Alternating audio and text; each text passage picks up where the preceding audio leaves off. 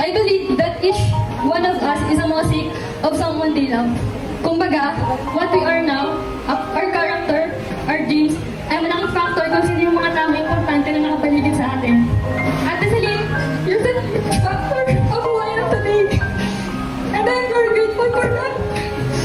Sabi ko niya pa yun eh.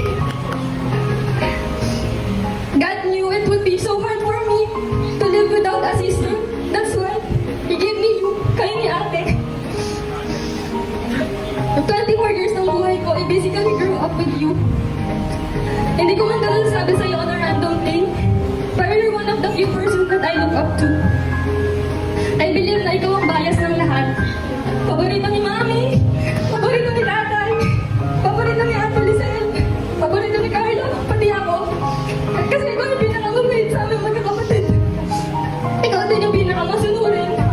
Ikaw din yung pinakatayuin. I had so much memories in my mind na gusto ko ikwento. Pero ito yung pinakagusto ko sa lahat. Naalala ko noon, grade 4 ako. Tapos 4th year high school ka. Wala tayong pambaanan pero dahil sobrang tipid mo at marami kang marami kang naipon sa negosyo mong text natin. Yung 50 pesos sa wallet mo, i-share mo pa yun sa akin. That's how selfless you are. Thank you kasi lagi mo akong pinagtatanggol pag inaaway ako ni Kuya dati. Kapag sinasabihan ako ng ampun ng mga kalaro ko, kahit kamukhang kapapakang nanay ko. Ate, I really pray that you've got to live a comfortable life.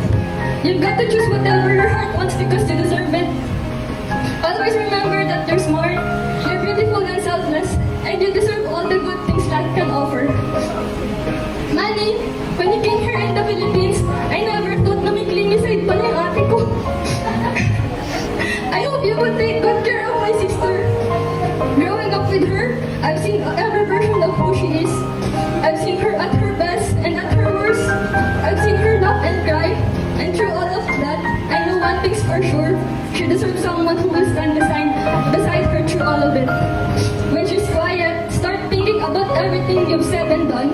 Replay every possible moment your brain can remember and make sure to make it up to her, okay?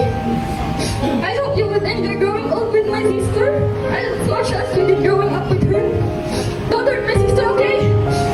From your one and only younger sister, with all my love, I'm so proud of the two of you and the beautiful life you are beginning